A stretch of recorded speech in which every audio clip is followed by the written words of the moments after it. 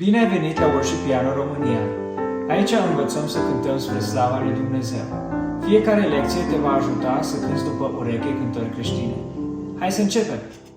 Bine ai venit la o nouă lecție de bază în care dorim să vorbim despre diferența între un ton și un semiton. Un ton este compus din două semitoane.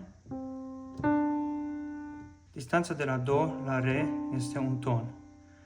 Un semiton este o clapă și apoi următoarea clapă alăturată. Acesta este un semiton.